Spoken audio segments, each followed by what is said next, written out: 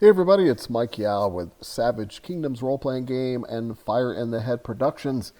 So I haven't done a video in the last week or two, so I thought I would do one really quick. But this one is about the upcoming Kickstarter for Savage Kingdoms 4th edition, which was going to be called Savage Kingdoms X last year, because Roman numeral X is 10, right? 10th anniversary of Savage Kingdoms. But it's now been 11 years since the first edition, so I'm just calling it 4th edition, I guess, right now. Still haven't quite figured out what I'm exactly going to call it, but that's what we're calling it for right now. That's the working title.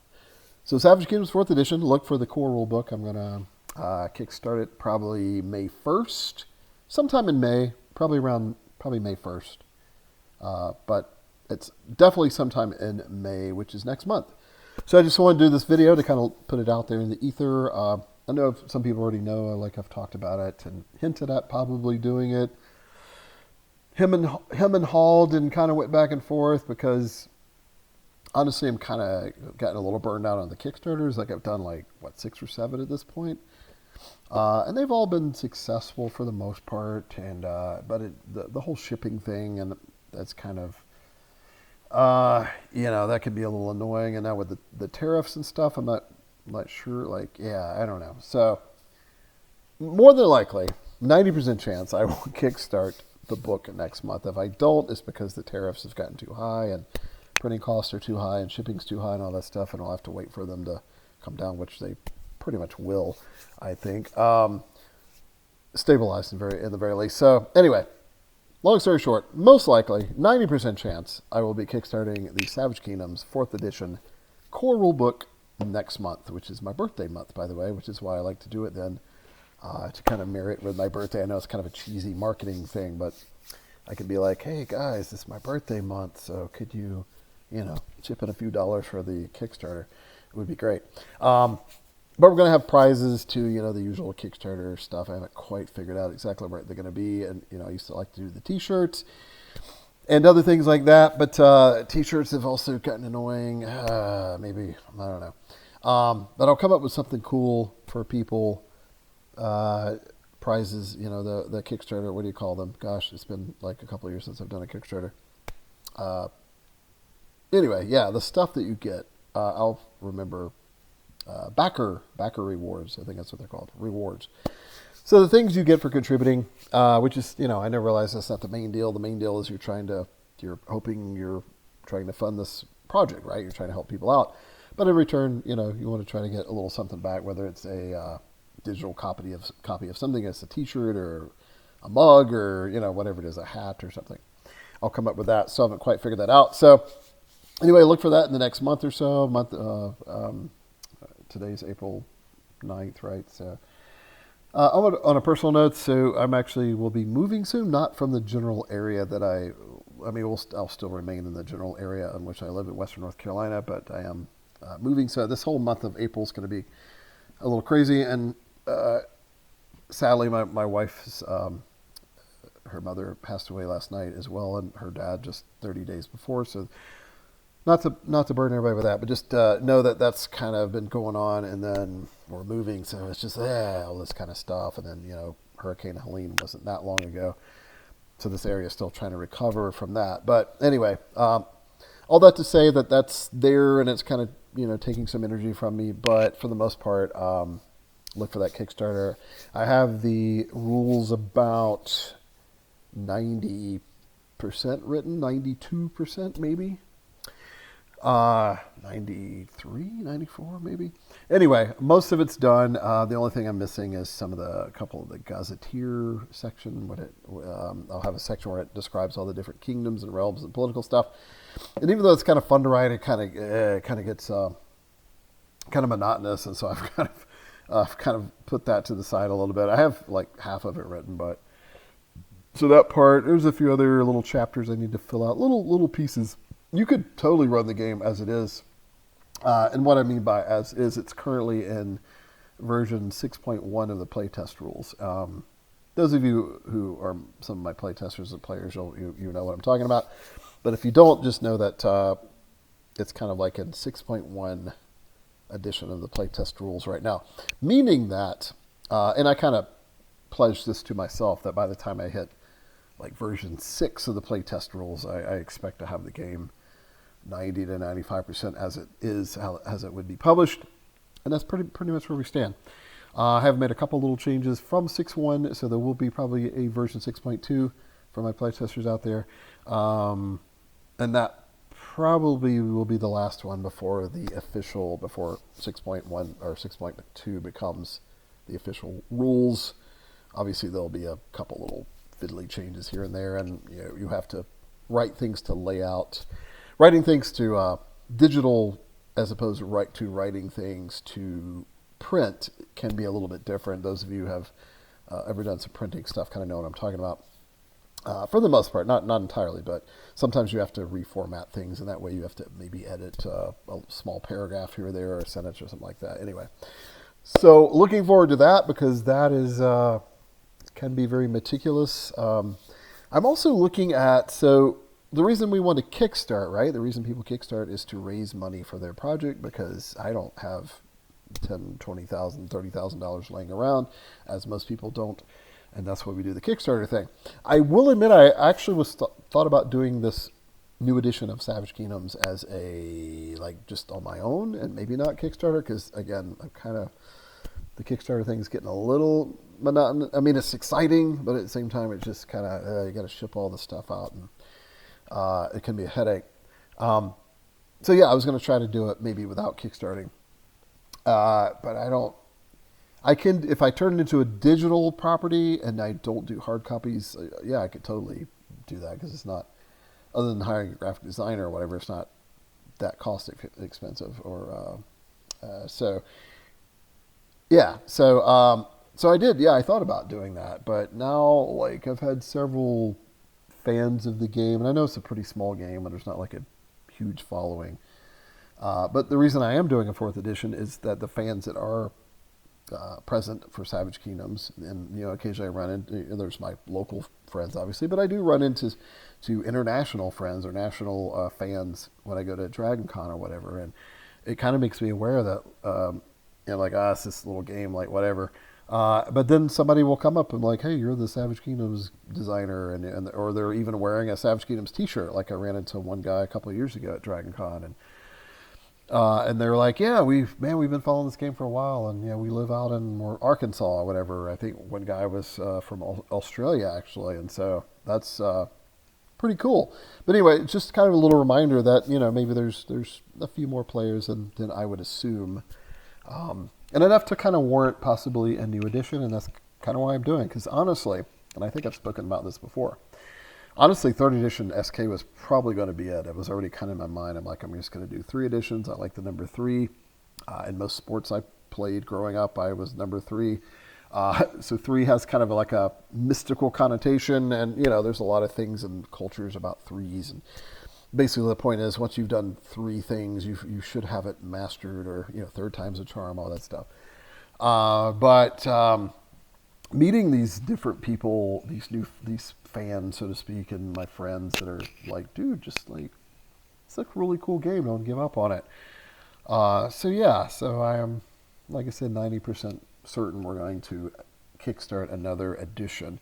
And I will say, even if that 10% chance comes through that I don't kickstart, because like I said, there's a lot of stuff going on in my life right now, and Kickstarter could be kind of what it is. In the very least, there will be a digital version of the game. Because like I said, even the version that it currently is, 6.2 or 6.1 playtest version is what I'm calling it. Like I said earlier, it's already pretty much complete. You could literally run the game. I've run many playtest sessions on the rules I have now. Obviously, as the author and the designer, I do have kind of an advantage, because I have stuff in my head, right, that's not even necessarily even written down. So I do have that advantage when I'm running it. But you could, if I took a person off the, well, maybe not a person on the street, but a person who's played tabletop role-playing games, Dungeons & Dragons, Pathfinder, whatever it is, and I could probably give them the rules, and they could, because that's the point, right? They should be able to run the game. They could totally run the game. There's easily enough creatures, monsters, there's easily enough, all the talents are there, all the skills are there, all the weaknesses are there, all the different elite orders you could be members of. Like I said, the Gazetteer is half there.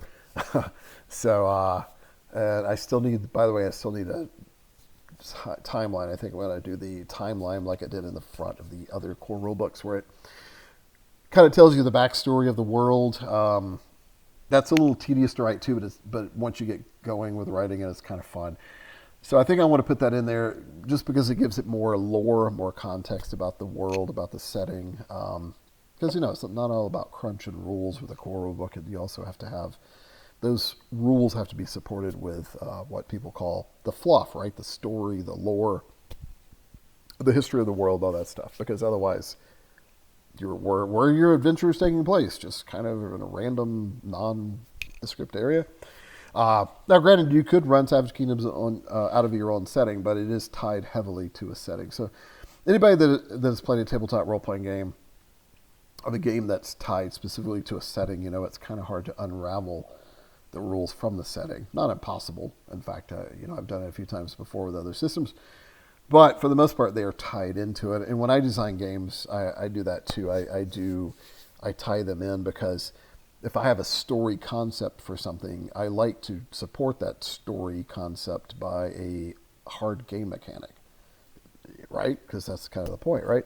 And vice versa. If I have an interesting game mechanic, and usually it's the first way I described it, but occasionally I might have an interesting game mechanic, and then I have to make up a reason in the world, lore-wise, why that exists. That's kind of rare. I tend to do it the other way. I tend to do, here's my story, here's my lore, and, oh, right, I need to represent that cool little thing there with this talent or this elite order or even this skill or whatever, or maybe even this weakness. So all that to say, the setting and the rules are kind of tied together, and I need to finish up the book by finishing the rest of the lore, the gazetteer section, and stuff like that, which a lot of people like. Some people find it a little tedious, and they're like, whatever, I just want the core mechanics. But I think true fans of fantasy gaming and medieval fantasy literature in general really appreciate a deep lore setting as well. I know I do. So I just think it's like, otherwise I don't really get the point of playing if you're not going to be somewhat familiar with the world, the setting that you're in. So anyway, so yeah, all that to say that Kickstarter hopefully coming up in May, and look for it, support it. So this is just kind of preliminary video to let you guys know what's going to happen. I'll probably do another video like in a couple of weeks to say, hey, this is the actual date, I think. Like I said, a lot of things are up in the air right now, so please bear with me. And hopefully you guys will support. I don't know what I'm going to target. Try to raise, maybe I might put it at 10,000, maybe 8,000.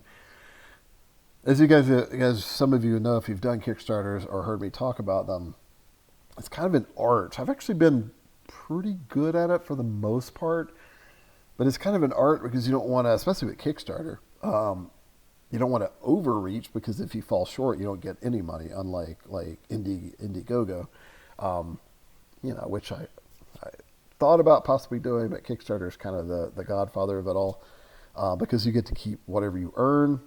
But the reason Kickstarter does that, which I kind of like, it's almost saying that, well, if you fall short, the reason you don't get the money is because they're basically saying you probably won't be able to pull this project off if you're that short of your goal. Or, now granted, you could set it like really, really low and make it and get the money. But that's kind of the point. I think that's what they're saying. They're like, okay, sure, you could set it at $500, but you're probably not going to be able to do what you're doing for $500.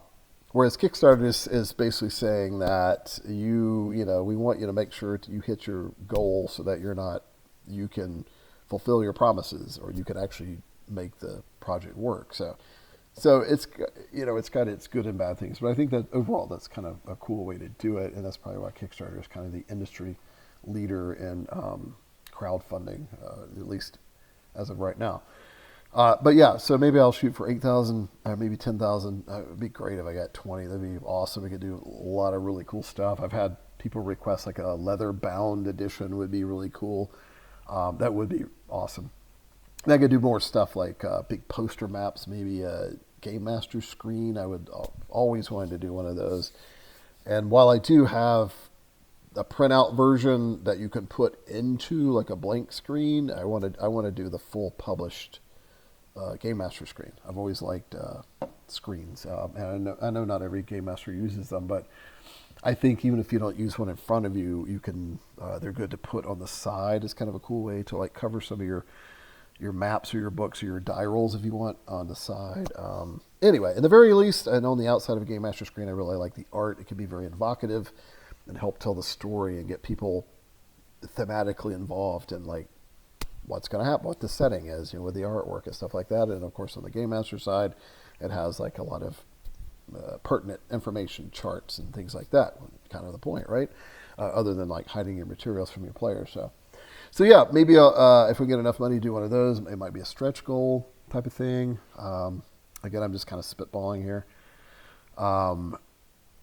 So yeah, that would be really cool if we got enough money to do that. So I guess before I go, lastly would be, so I know Kickstarter lore says to do 30 days, and I kind of get it, but I started doing, the last couple I've done 40-day Kickstarters, and the reason I do that, the strategy behind that, is some people only get paid every month, like once every 30 days. So if you do a 30-day thing, you might say, well, that's perfect, right? Mr. Mike, that lands right into 30 days. Well, not necessarily, because if you start it, like, what if they have a payday that's like, you know what I'm saying? It's like too crammed in there. So when I do a 40, because I've had several people say like, hey man, I'd like to contribute to your Kickstarter, but I only get paid every month. I can't really afford it right now until my next pay check. And then that's going to be like right when it ends. So the reason I've been doing 40 is to kind of cover that. I know it's a very small niche, but when you're running a very small company and every like $5 is like a big deal compared to like some of these other Kickstarters that get massive amounts of money. So anyway, so I think that's it for now. So look for that in the next month. And like I said, in my run, I'll probably aim for 40 days. Maybe I'll do the 30, but most likely it'll be 40. Keep hanging in there. Play more tabletop role-playing games. Check out Savage Kingdoms if you haven't. The previous 3 editions you can find on Drive-Thru RPG. Pretty cool game. Pretty proud of it. That's why I'm still doing it. And there's some things that bother me about it, and like anything, but 95% of it I'm quite proud of. And I think it's a really good alternative to Dungeons and Dragons and other games, especially with a single D20 that runs off of everything. You don't have to worry about different dice. A lot of people, including myself, do like all the different die types, but when it comes down to playing, my philosophy has always been I like to get to the story. I don't like a lot of gimmicks. Dungeons and Dragons does tend to slow down. This is just D&D. I'm not just picking on D&D, but other game systems that have what I call disconnected die rolls. You make an attack roll, for example, just speaking in combat terms right now, and then suddenly you just have to shift to a whole bunch of new dice to do damage or whatever. There's my cat in the background, which is awesome. Whenever my cat appears in a video, I actually get a few people who watch it instead of like 2. So maybe this will. She's appeared in my audition videos before, and I usually get the part. So that's Nymeria, by the way, the name of one of the direwolves from Game of Thrones. If you know, you know. And since the direwolves are back in real life, there you go. What was I saying before Nymeria upstaged me per usual? So I'm pretty proud of it because of just, some like semi-innovative. I certainly haven't invented the wheel with Savage Kingdoms or Red Sun, speaking of which. But, I feel like there's some innovations in there and there's some really cool things. The single D20 is so much faster, and there's a little bit of math, but it's not nearly as much as calculating 8d6 and then adding plus 2d6 because of this thing.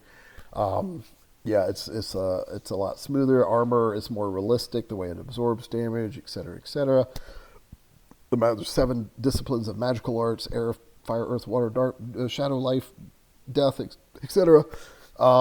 Very cool. There's no classes. That we have callings, which are kind of like a loose class, but they're not nearly as restrictive as a class. So you can pretty much build whatever character you want within the context of the setting. All the cultures and the different races are supported. So anyway, check out Savage Kingdoms and look out for the Kickstarter, hopefully coming next month.